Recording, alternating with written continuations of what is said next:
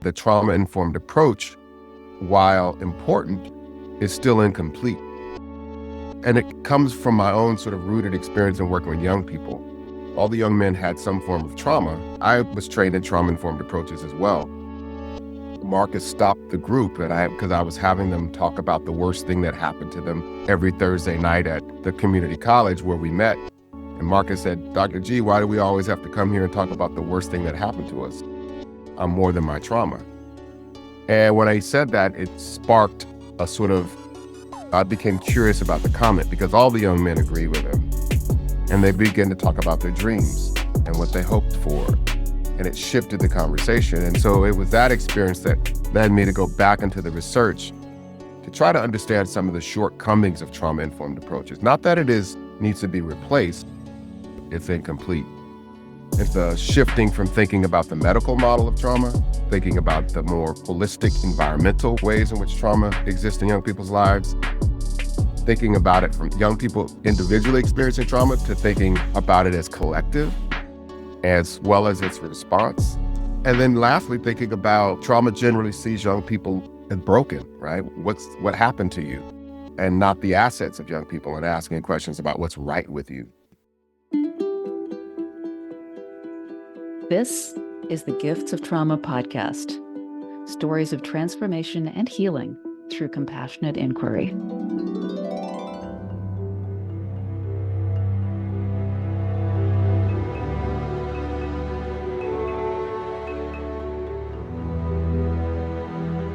Welcome to the Gifts of Trauma podcast by Compassionate Inquiry. I'm Rosemary Davies-Janes, and I'd like to welcome author, professor, and activist, Dr. Shawn Ginwright. It's such a pleasure to have you with us today. Glad to be here. Yeah. Your full bio will be included in the show notes. So I'd like to start by sharing just a few key points. You've done groundbreaking work in trauma, healing, and the empowerment of African American youth. Your research has been instrumental in reshaping the discourse surrounding youth development, and you're considered an innovator, provocateur, and thought leader in the field of education. So from what I shared, your innovation and thought leadership are obvious from the research I've done, but I'm curious about why you're perceived as a provocateur. I don't know. I think some ideas that I put out into the world that are really grounded in people's experience may be counterintuitive, may be counter to the ways in which people think about well-being and trauma in communities. So I think the provocateur is probably a result of some of the ideas departing from the mainstream ideas about what's really happening. Yeah. So bit of a rebel, in other words. I don't even know where that term came from, but I'll take it. I'll take the term provocateur. Okay, great. That's very formal. And I'm wondering, before we move on, what would you like to add to what I shared about you that, may not be contained in your formal bio? What do you think is important? It's like, thank you for asking that question, Rosemary. I am a father of two extraordinary young adult children, 26 and 24. I'm a husband of an extraordinary woman for 30 years. I'm a son of William and May Ginwright, who are from the South in Florida, Jacksonville, Florida. So my family I am not anything without my family. And I think I'll figure out how to make sure that's on my bio too. Yeah, that is really what's important, isn't it? Yeah. Okay, cool. Thank you. So Shawn, you're clearly passionate about empowering marginalized youth. I'm really curious, what sparked that passion? Well, I think a couple of things.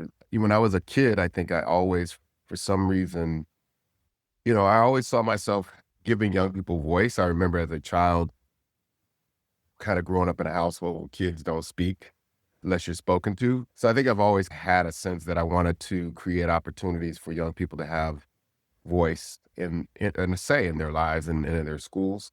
I think as I got older in college, I've told this story before. I was working with a student that was at a turning point in his life. I think he was maybe 15, 16 years old. His name was Michael Barnett. And I was going to take him on a college tour to my college in San Diego State, and he didn't show up. But when I came back the next week to the school where I was working to ask why he didn't show up, his friends told me that he had gotten shot and killed over the weekend.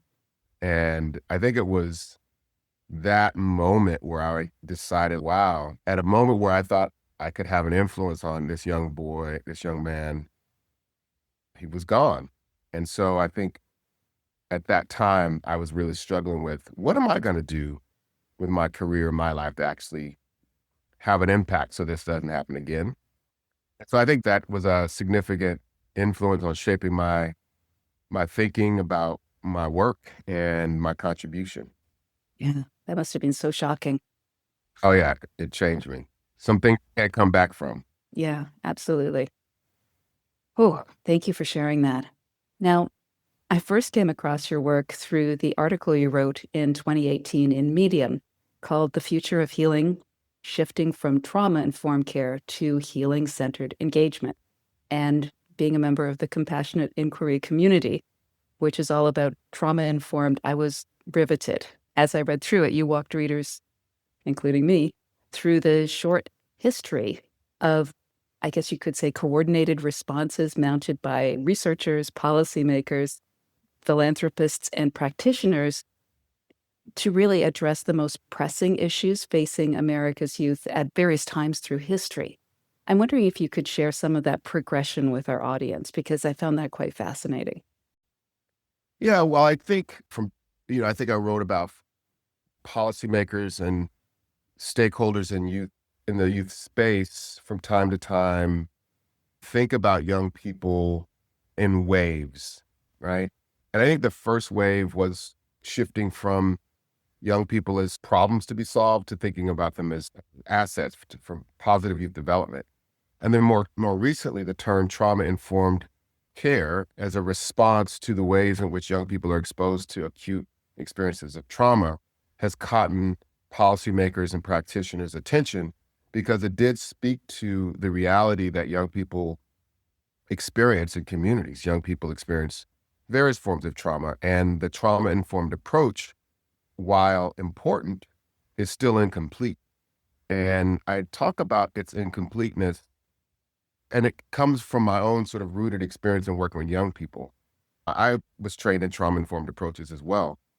And one night I write about this in the article, Marcus, and all the young men had some form of trauma. And one of them, Marcus, stopped the group because I was having them talk about the worst thing that happened to them every Thursday night at the community college where we met. And Marcus said, "Dr. G, why do we always have to come here and talk about the worst thing that happened to us? I'm more than my trauma." And when I said that, it sparked I became curious about the comment because all the young men agreed with him. And they began to talk about their dreams and what they hoped for. And it shifted the conversation. And so it was that experience that led me to go back into the research to try to understand some of the shortcomings of trauma-informed approaches. Not that needs to be replaced, necessary, but it's incomplete. It's the shifting from thinking about the medical model of trauma, from thinking about the more holistic environmental ways in which trauma exists in young people's lives, thinking about it from young people individually experiencing trauma, to thinking about it as collective, as well as its response. And then lastly, thinking about trauma generally sees young people as broken, right? What happened to you? And not the assets of young people, and asking questions about what's right with you. And so there are a number of ways that I try to depart from our conventional notions of trauma that are really rooted in the experience of young people. Yeah. So it's really reality based, but to those who like to go by the book, hence the provocateur. That makes sense. Yeah. And it's interesting because you really were leading the wave. This is back in 2018, and now everybody's on board. I'm thinking back to we had a conversation with someone who had done a lot of youth work in the north of Ireland. And he shared a similar experience with a group of young men who came and gathered, and they came from continually, ongoingly traumatizing backgrounds. They were serving in a juvenile detention center, and this was part of the condition of their juvenile detention. They had to attend these groups. And similar things came up, but it's amazing that you were so far ahead of the curve. Now we've got Thomas Hubel educating the world about collective trauma. There's a lot of talk about generational trauma. There's so many different facets. I'm curious, what did you see specifically that limited the trauma-informed care model? We're taking a brief pause to share what's on offer in the Compassionate Inquiry community. Stay with us. We'll be right back. If you're a current Compassionate Inquiry professional training program participant or graduate, you're invited to CI's experiential intensive retreat in the north of Ireland from September the 8th to the 12th. Deepen your personal and community connections in the beautiful natural settings of Corrymeela, with beautiful views over the Irish Sea. Rest, reflect, and partake in workshops, CI, body, and nature-based practice sessions, plus delightful evening community celebrations with home-cooked meals, Irish music and dancing. Tap the link in the show notes to learn more. What did you see specifically that limited the trauma-informed care model? I think the thing that struck me most is the trauma-informed approach was largely about responses to symptoms from exposure to trauma.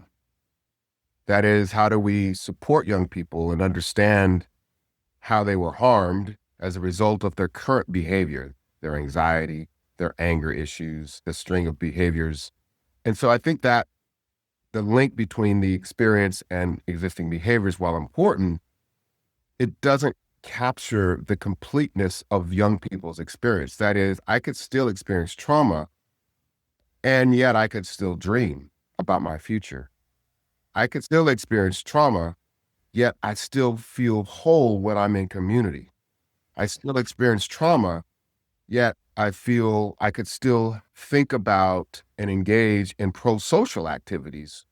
So the entirety of my trauma doesn't define me. That's the piece of it. And that we could actually use the other assets as an important treatment response. Yeah, because if I understand correctly, the existing trauma-informed approach was constraining people from having big dreams, from seeing themselves as more. It would almost have the same effect that having a medical diagnosis. It's like you get taken over by the diagnosis and it cuts out all other possibilities.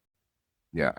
And we know from research, and hope theory and Snyder's work, that the ability for young people to see themselves in a possible future, and not just young people, even adults, when you could see yourself in a possible future, that contributes to a sense of control and a sense of agency and a sense of optimism. So these are not just wishful thinking about dreaming, right? They're based in both evidence and lived experience. The healing-centered engagement, which I named intentionally, again, looking at phrases that build from trauma-informed care. And I use the term engagement because care connotes a medical response, that I'm treating this thing, this patient, where engagement means we have a relationship, right? And it is that relationship that can contribute to the well-being of young people. Yeah. I'd like to share a quote from your article that I think really speaks to this, where you say, a healing-centered approach to addressing trauma requires a different question that moves beyond what happened to you to what's right with you. And I know Gabor Mate asks what happened to you often. So this is a really interesting shift. And the quote continues, it views those exposed to trauma as agents in the creation of their own well-being rather than victims of traumatic events. Yeah. And it's interesting, too, because if you put aside the medical and psychological models and go into the psychospiritual, there are huge benefits when you enter that realm of not being constrained in how we think. Yeah. Yeah. I mean, and again, the medical models, people have always, they kind of read the article and they say, we're not using trauma-informed approaches anymore. We're going to shift the healing center. And that's fine, but the trauma-informed approaches, I'm not saying abandon them, even though the articles it says shifting from trauma-informed to healing center. What I'm really saying is that a more complete, holistic approach will blend those two together, that we can build on trauma-informed approaches and also use a healing-centered approach, which really focuses on cultivating the well-being of young people by seeing them as agents in their own sort of healing process. And the term healing, people actually don't push me a lot on, right? Because people just assume we know what healing is. But healing, I think people think healing is the outcome. And healing is not really the outcome. Healing, which is the restoration of well-being, healing is the pathway to well-being, right? It is not the destination. The destination is to be holistically well. And healing is the path that we get there.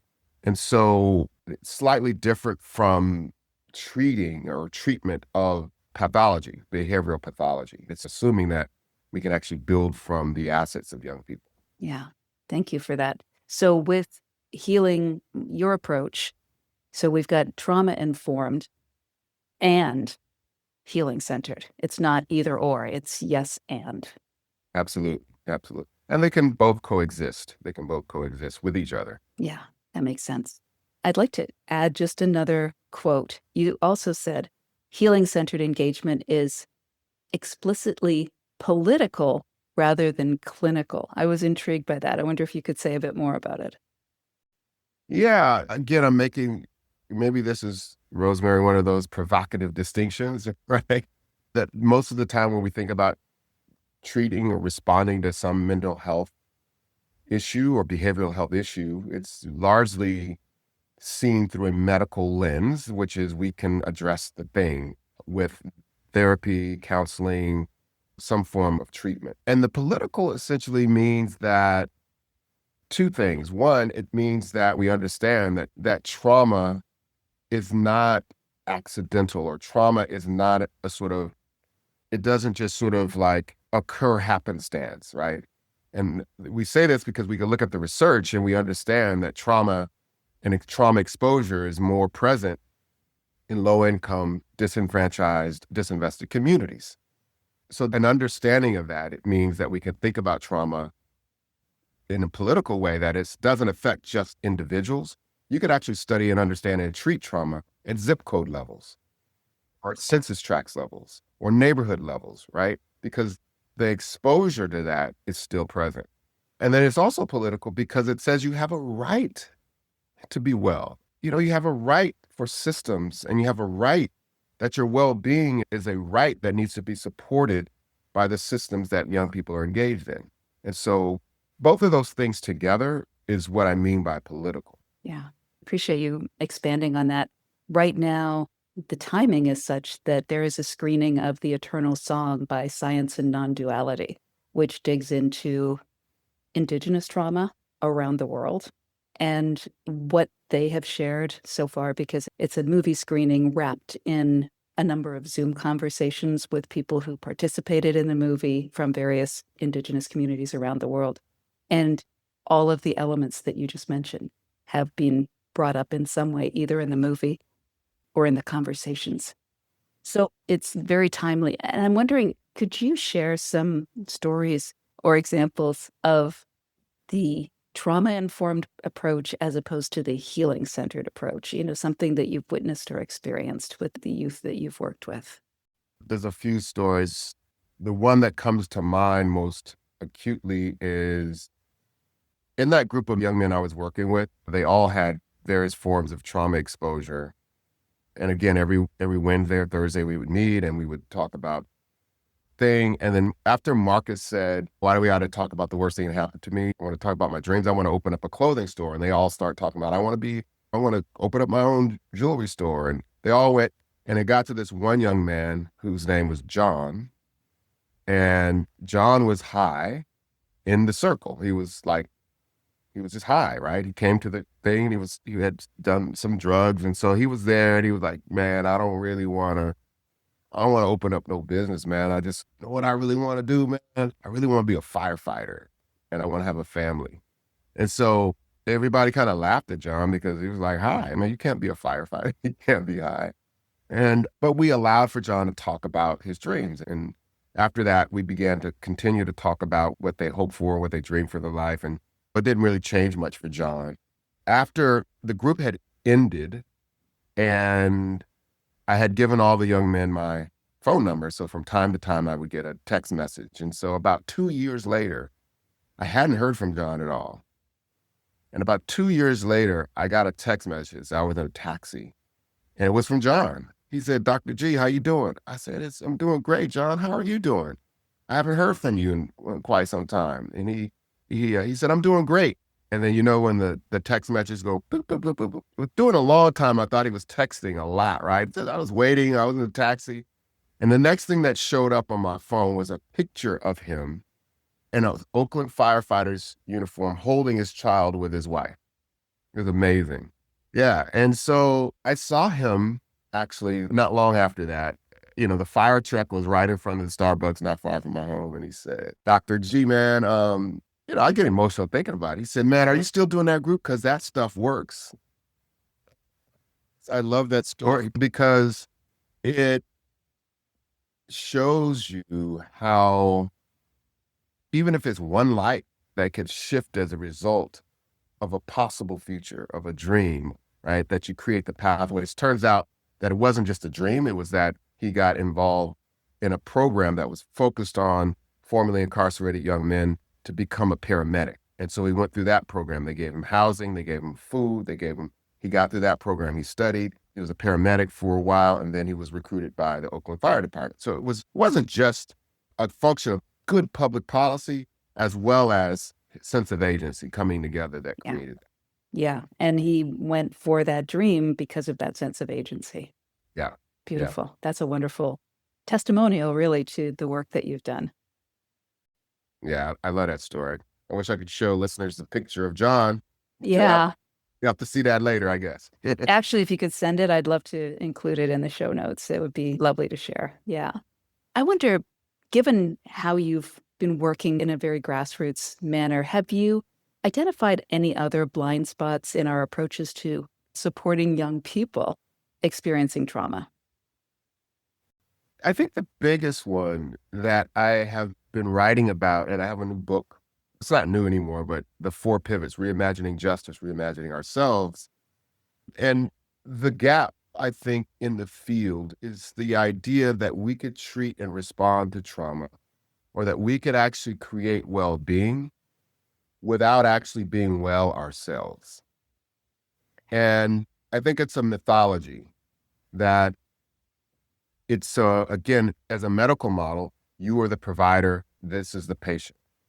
But in a healing-centered process, we also have to understand that our own well-being, our own sense of agency, our own sense of hope facilitates that in others. And so the gap that I try to articulate in my work, and then also in the book, The 4 Pivots, is that we have work to do as adults.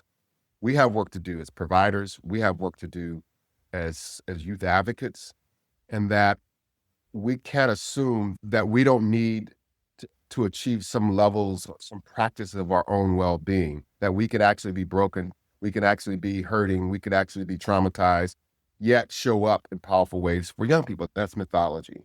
So we have to close that gap and look at the sort of well-being of the youth development workforce, look at the well-being of the teaching workforce and all the adult allies that actually support young people, and try to create those spaces and policies, practices that provide the holistic supports to adults. I think that's a missing piece in the general equation, and one that I've been trying to advocate for.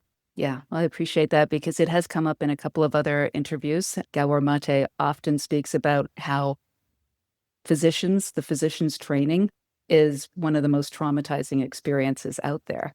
And we did have an Irish GP on speaking about, she stepped away from the medical world for, I think, for a couple of years, 2 to 4 years. And when she went back, it was immediately apparent how dysregulated everyone in the medical model was, from the receptionists to the physicians to everyone up and down the scale. And yeah, we talk about therapists as wounded healers. Well, you've got to be to a certain level healed before you can really be effective in healing others. So thank you so much for making that point. What do you think it will take for that point to be accepted and for things to start shifting? Yeah. I'm starting to see it shift. And I think this is why. I think when you raise the question to youth workers or those that are working in the youth space or education space, people already know that that they already experience stress.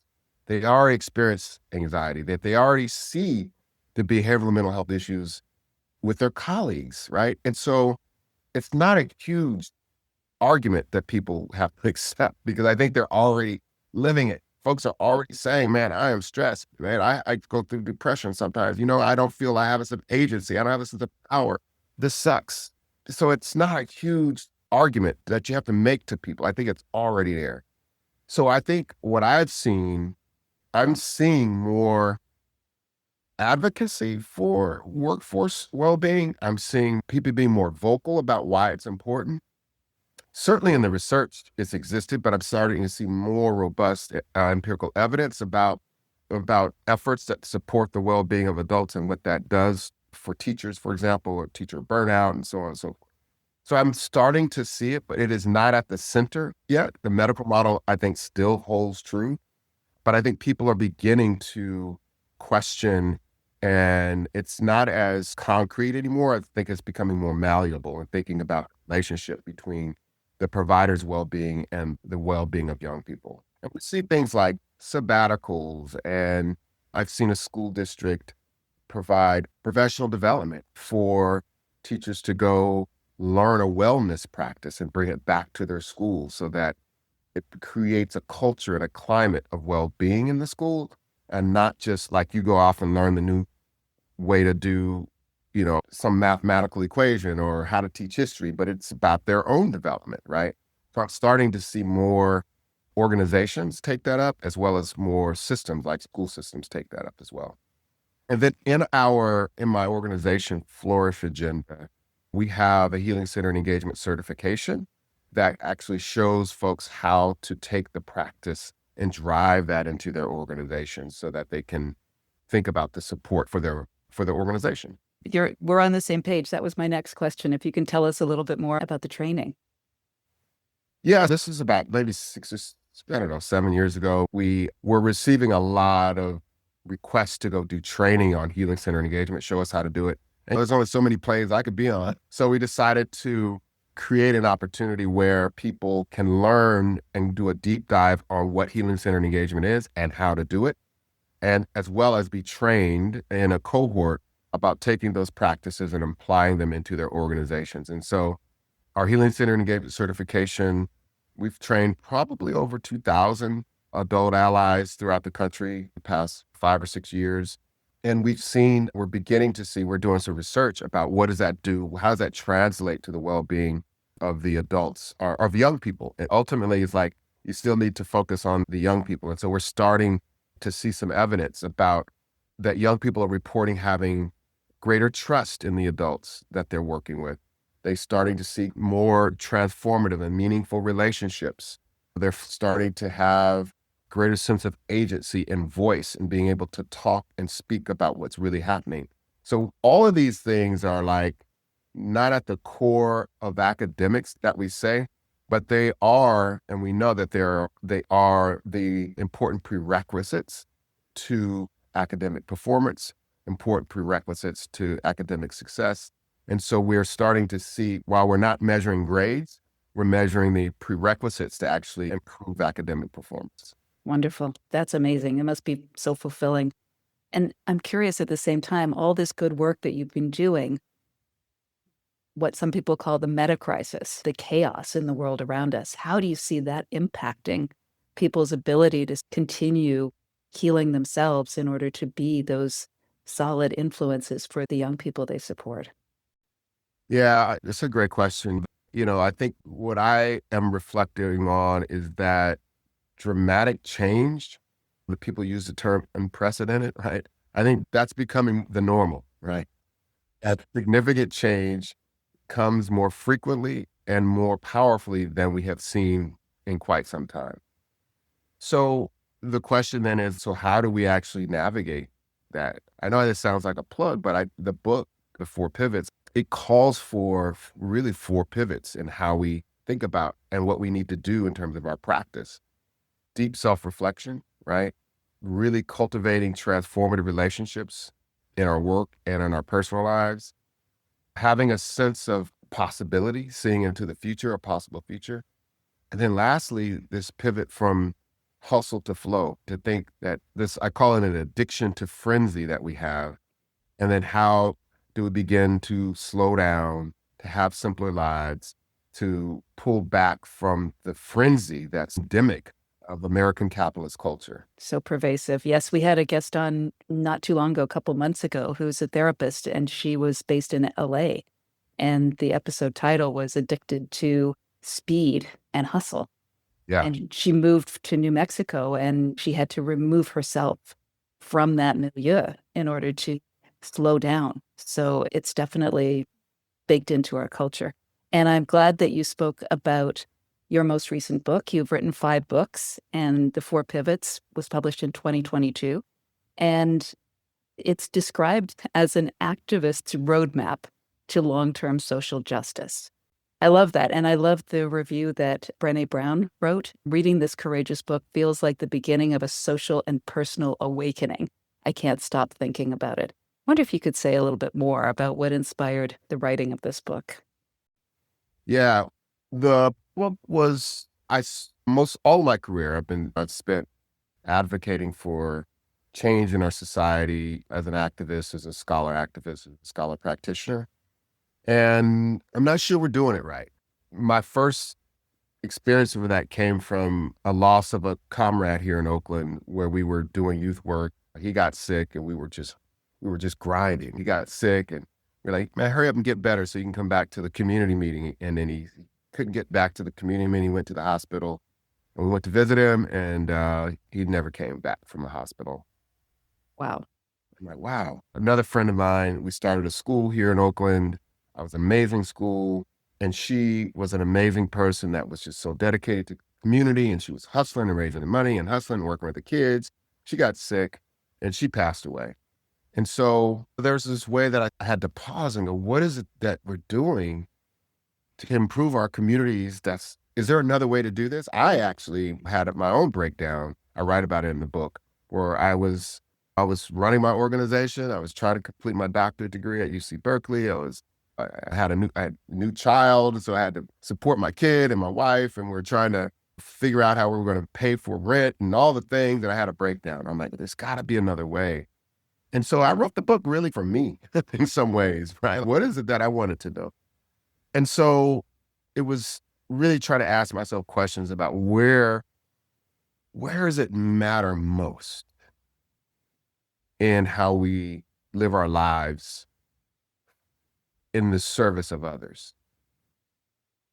And my conclusion is that we could do everything in the world externally and still be bankrupt internally. And it is actually not beneficial to the outside work we do if we do it in a bankrupt way inside. And so, again, trying to flip the script, so to speak. What is it that we need to do internally? How do we need to be whole? How do we need to heal? How do we need to get ourselves, as Lauryn Hill says, how are we going to win if we ain't right within, right? That was praise from Lauryn Hill's work, right? So how do we make that shift and change so that we can actually win on the outside world? And so the book is really pushing, and I'm challenging folks in this book to question their own addictions to frenzy, their own relationships, their own sense of optimism. And it's a practice. It's not like I've done it. Like I know how to practice these pivots perfectly. No, I struggle with frenzy as well. I struggle with blaming others and not doing self-reflection first. So that it's a practice, not a perfect recipe. Yeah. And it seems to all relate to that sense of agency. We culturally are very reinforced for going with speed, going with hustle, performing, overworking, overachieving. There's that point to resist. We get rewarded for that. But I was interviewing Dr. Gordon Neufeld in February.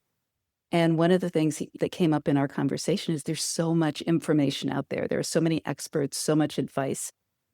at some point, you just got to throw away the books and Mhm. trust your intuition, trust yourself, trust that sense of agency. So it sounds as if one of the things that you've discovered from losing really good people doing important work is that cultivating that sense of agency, that sense of self-trust, that internal connection is one of the things that we're going to be able to hold on to in this environment of relentless change, if I can put it that way. Yeah, I think that's exactly right. I'm at the really early stages of a new book about uncertainty, about the power of uncertainty and who we become when we lean into uncertainty and who we won't become should we only have certainty in our lives. And so I think you're exactly right that that agency to know that whatever comes, that I may not know what to do, but I have a belief that I'll get through it and that once I'm on the other side, that actually is a good thing. So anyway, more to come on that, but Oh, I can't wait. That sounds exciting. And it's interesting too, because there are certain people, as I mentioned, this Indigenous movie that's newly published. One of the things that was quite remarkable is that people with these deep-rooted traditions, even though they've been through unimaginable trauma, they do have their teachings, their approaches. A lot of them have lost their languages, but they have a core that they can come back to. So for those of us living very much in the modern world, lacking that core, it sounds like that's something we need to build for ourselves. yeah, and, and I think particularly communities of color, we may have gotten far from that, but those cultural practices still exist. The Black church, how we think about going to cookouts, right? That this sense of community, there are elements that I think we don't think about as critical to our well-being. And so I think that they don't always have to be manufactured. They're already present, but to name and lift them up as cultural practices that actually facilitate well-being, I think are really important. I agree, 100%. Now, I wonder, is there anything that you'd like to speak about that I haven't asked about that you think our listeners in the compassionate inquiry community and beyond would benefit from hearing? No, you had some really good questions. I think the only thing I would say is that we don't get through this journey of life without challenges and difficulties. That's what it comes with. And that hopefully some of my work around what it takes to heal, actually, that's the name of a book by Prentice Hemphill. So she go get it. It's a good book, What It Takes to Heal. Is it that our healing journey is a journey that we all should be on, that we all need to have sustained and deep wells of well-being. Yeah. Sounds like we need to become good jugglers too. So for those of us raising children, we have to prioritize our children's wellness. We got to take care of ourselves. We have to adapt practices. We have to adapt to change. It's life. It's the adventure of life and it's ever changing. So thank you very much for that. And I will put that book you referenced in the show notes for everybody. So I'd like to invite you to close out our time together by sharing a few words our listeners can reflect on or contemplate that relate to your vision of the future of, and I'm not going to say healing because we've discussed that, the future of human wholeness. Yeah.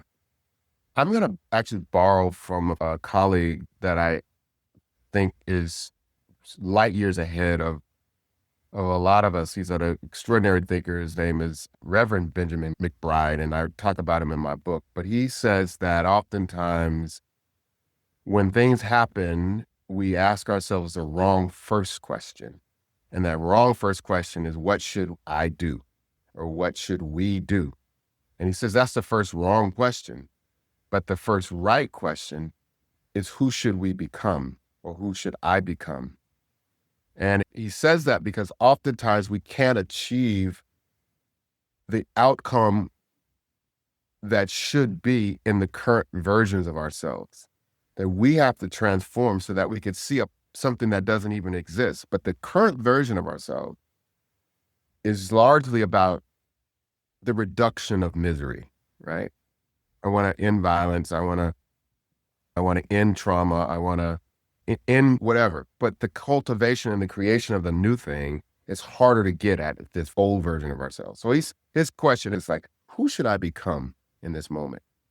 And I think that's a provocative and challenging way that we should be seeing challenge the world. Yeah, I love that. Thank you so much. And it takes us out of the sometimes very internal focus we can get into when we think about our healing and, what we have to do. It expands the picture. Thank you so much for that.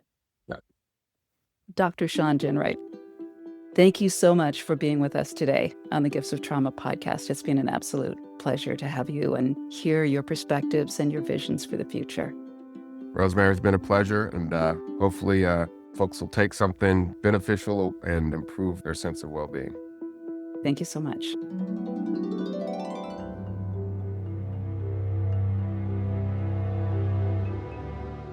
The Gifts of Trauma is a weekly podcast that features personal stories of trauma healing, transformation, and the gifts revealed on the path to authenticity. Listen on Apple, Spotify, all podcast platforms. Rate, review, and share it with your clients, colleagues, and family. Subscribe and you won't miss an episode. Please note, this podcast is for informational purposes only. It is not a substitute for personal therapy or a DIY formula for self-therapy.